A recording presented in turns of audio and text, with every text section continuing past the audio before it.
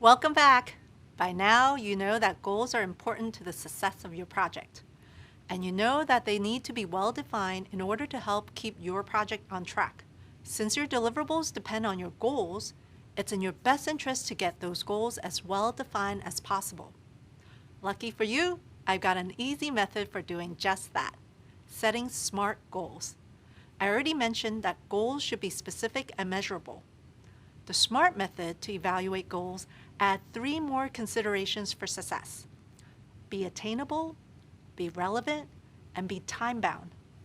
Put them all together, and what do you have? SMART goals. As an entry-level project manager, you may or may not be setting the project's main goals, but you will need to be able to identify and clarify them as needed. And that's where the SMART method can be a valuable tool. Let's take a closer look at each term. As I've already mentioned, if your goal is not specific, you'll have trouble figuring out how long it should take to complete and whether or not you've accomplished it. For example, if the goal was simply to improve customer service response time, that's not very specific. It does tell you what you want to achieve in general, but it doesn't say anything else. If you improve response time by 1%, is that enough? If after 5 years, response time finally goes up, is that enough?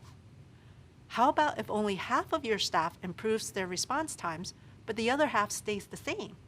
Specific goals should answer at least 2 of the questions I'm about to ask. What do I want to accomplish? Why is this a goal? Does it have a specific reason, purpose, or benefit? Who is involved? And who is the recipient? Employees, customers, the community at large?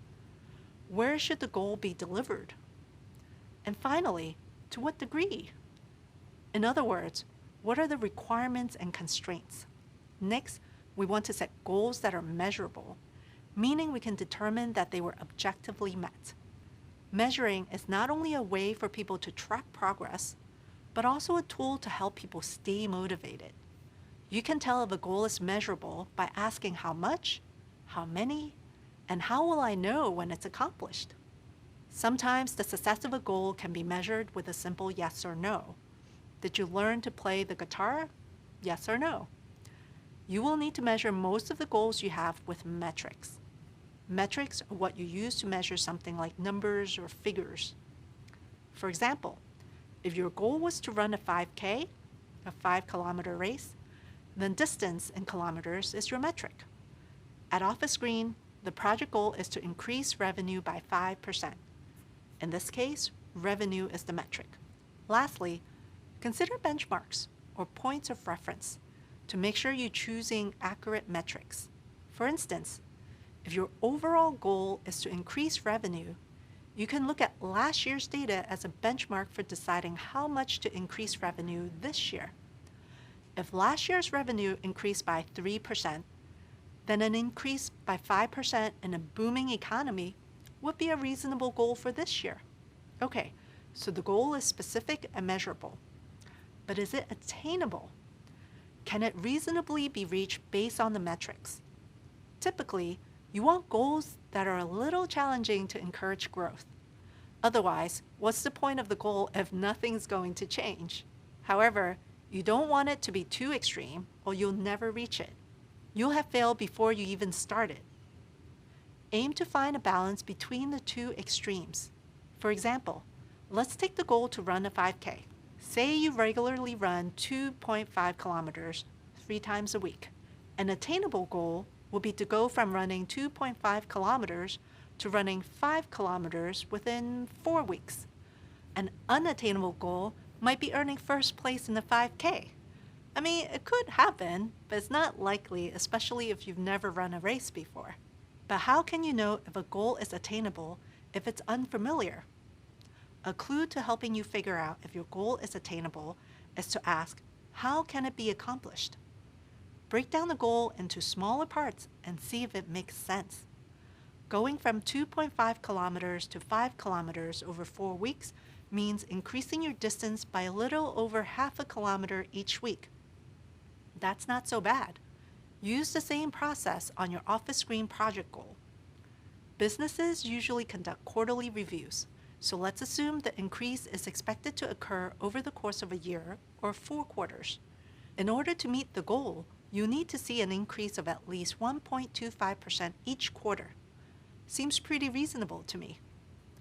What wouldn't be reasonable is setting a goal of increasing revenues by 50% or 100% unless your research showed that business was improving that quickly. Your goal is specific, measurable, and attainable. Now let's see if it's relevant. In other words, does it make sense to try and reach this goal? Think about how the goal lines up with other goals, priorities, and values. Ask whether the goal seems worthwhile. Does the effort involved balance out the benefits? Does it match your organization's other needs and priorities? Everyone, from the client, the project team, and the people who will ultimately use the product, need to feel like the goal is worth supporting. And also consider the timing. Both the amount of time the project will take, as well as the larger economic and social context, can have big impacts.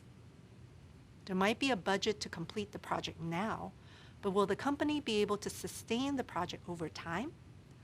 Is there an audience that will continue to use the product or service once it's delivered? Once you've got the answers to these questions, you should have a clear goal to help steer the project. If you still don't feel confident about the project's goals, keep digging. It's okay to ask questions if you have doubts. Communicate your concerns with the project's senior stakeholders and your direct supervisor if you have one. They should be able to address some of your concerns so that you can feel confident about moving forward. All right, if you're feeling good about the project being relevant and attainable, and you've made sure it's measurable and has the specifics to keep you and your team focused, the final item on the checklist is to make sure it's time-bound. Time-bound means your goal has a deadline. Deadlines give you a way to track your progress. Otherwise, you may never reach your goal or never even get started. Time and metrics often go hand in hand because time can also be used as a metric. Making your goal time-bound gives you a way to break down how much needs to be accomplished over time. For example, if you need to increase revenues by the end of the year, you can break down how much you need to increase each quarter, month, and week. And there you have it. Specific, measurable, attainable, relevant, and time-bound. A nearly foolproof method to create and evaluate project goals. You know what they say, work smarter, not harder. As we continue in this module, you'll learn about project scope and see how having clear goals supports all kinds of other decisions that come up during a project.